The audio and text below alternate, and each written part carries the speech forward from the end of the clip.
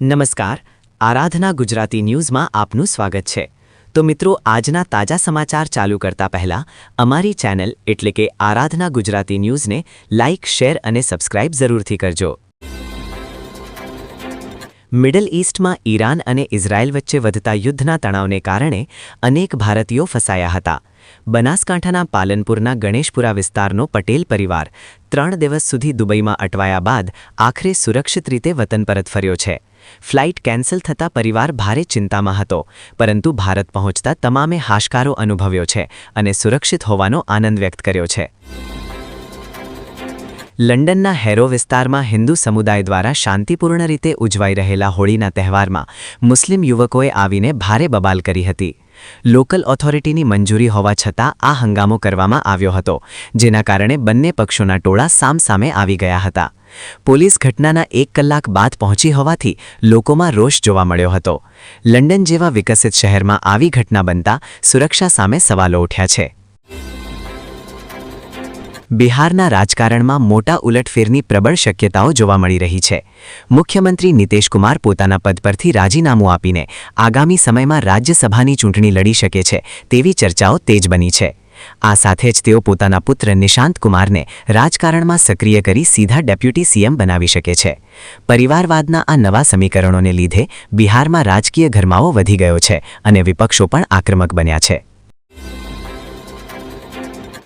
અમદાવાદના શહેરકોટડા વિસ્તારમાં આવેલી સેવ બનાવવાની 3 ફેક્ટરીઓમાં મોડી રાત્રે ભીષણ આગ ફાટી નીકળી હતી। આગ એટલી વિકરાળ હતી કે એક ફેક્ટરીમાંથી અન્ય 2 ફેક્ટરીઓમાં ઝડપથી ફેલાઈ ગઈ હતી।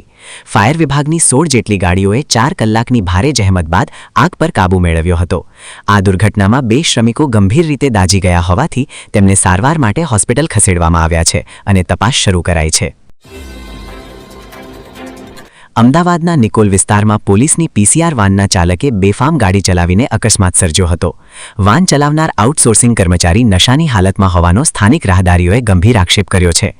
અકસ્માત બાદ ઉશ્કેરાયેલા લોકોના ટોળાએ પીસીઆર વાનને ઘેરી લીધી હતી અને નશામાં ધૂત ચાલકને સ્થળ પર જ મેથીપાક ચખાડ્યો હતો।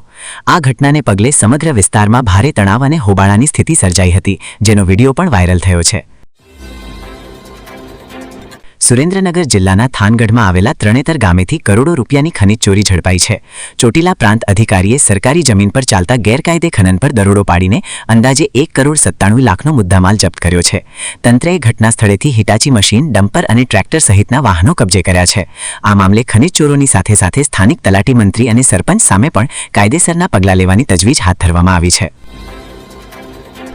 મિડલ ઈસ્ટમાં ઇઝરાયલ અને ઈરાન વચ્ચેના વધતા યુદ્ધના સંકટને ધ્યાનમાં રાખીને ભારતીય નેવીને એલર્ટ મોડ પર રાખવામાં આવી છે।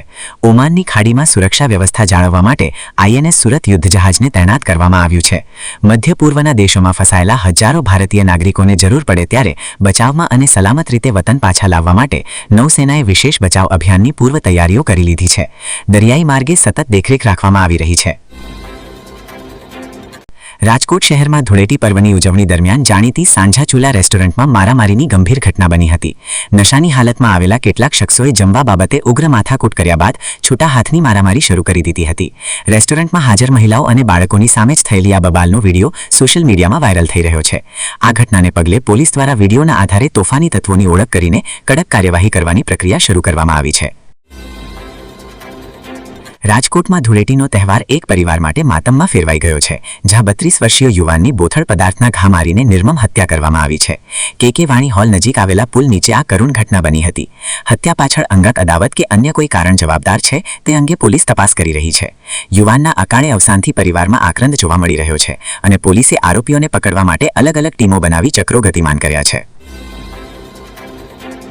તો મિત્રો, આવા તાજા સમાચાર જોવા માટે અમારી ચેનલ એટલે કે આરાધના ગુજરાતી ન્યૂઝ ચેનલને લાઇક, શેર અને સબસ્ક્રાઇબ જરૂરથી કરી લેજો, જેથી કરીને આવા તાજા અપડેટ તમને વહેલી તકે મળે।